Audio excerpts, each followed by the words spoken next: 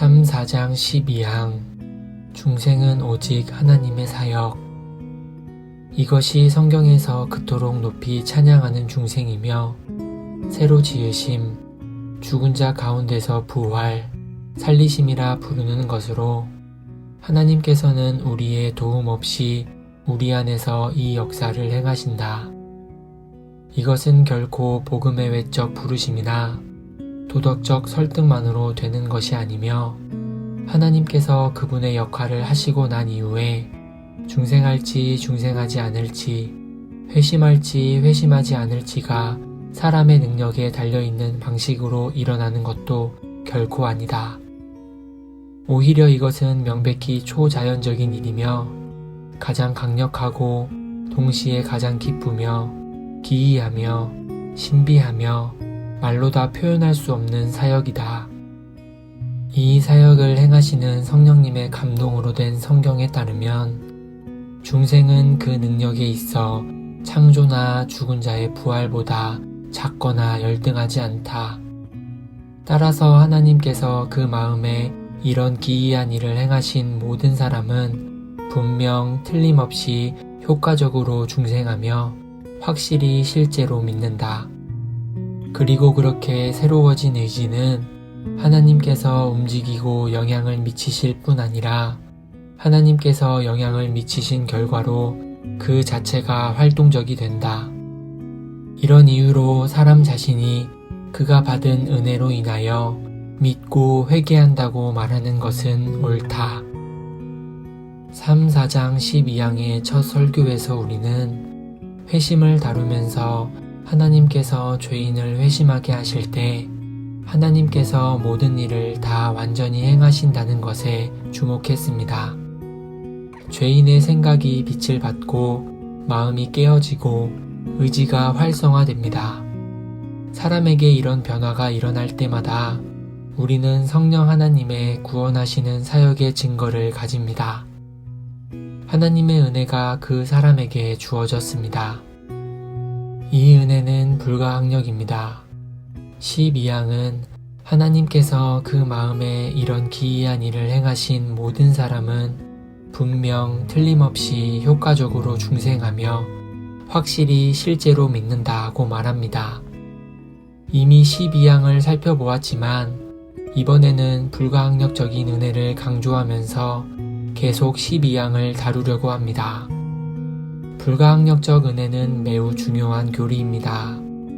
그런데 사람들이 종종 오해하기도 하고 이 교리에 대한 잘못된 그림들이 넘쳐나기 때문에 우리는 이 시간을 통해 바르게 알아보겠습니다. 어떤 이들은 칼빈주의자들은 택함받은 이들이 자신의 의지에 반하여 구원을 받으며 사람은 그리스도께서 머리를 잡아 끌고 다니는 꼭두각시와 같고 따라서 인간의 의지는 수동적이라고 믿는다며 비난합니다. 어떤 이들은 칼빈주의자들이 은혜가 불가항력적이라고 가르치는 것은 택함받은 사람들이 전혀 저항하지 않는다는 뜻이라고 비난합니다. 이 두 관점은 희화적이며 전적으로 틀린 비난입니다. 모든 사람이 하나님의 은혜에 저항합니다. 본성적 상태에 있는 한 택함받지 못한 사람뿐 아니라 택함받은 자도 하나님과 하나님의 은혜에 저항합니다.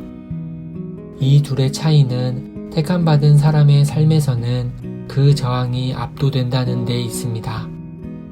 택함받은 사람은 삶에서 주님께 굴복하는 데 이릅니다. 택함받은 사람은 주님을 향한 자신의 적대심의 무기를 내려놓고 굴복합니다. 본성상 모든 사람이 은혜에 저항합니다. 모든 사람이 죄인이며 죄인이란 하나님의 율법을 범하는 자이기에 그렇습니다. 요한 1서에서 밝히듯이 죄는 불법입니다. 본성상 사람은 율법과 복음에 둘 다 저항합니다. 사람은 자신의 삶, 생각, 말, 행동을 다스리는 하나님의 계명들에 저항합니다.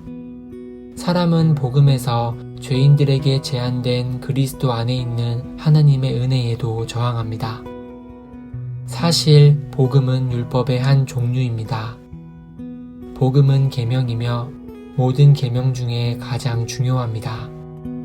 요한 1서는 그의 계명은 이것이니 곧 그 아들 예수 그리스도의 이름을 믿고 하고 요한 1서 3장 23절에 말했습니다. 그리스도를 믿으라는 것은 하나님의 명령이지만 사람은 이 명령에 저항하고 불순종합니다. 본성상 모든 사람이 이 명령에 저항합니다. 스데반은 유대 사네들린에게 자연인의 태도를 요약하여 말합니다. 목이 곧고 마음과 귀에 할례를 받지 못한 사람들아, 너희도 너희 조상과 같이 항상 성령을 거스르는도다. 사도행전 7장 51절.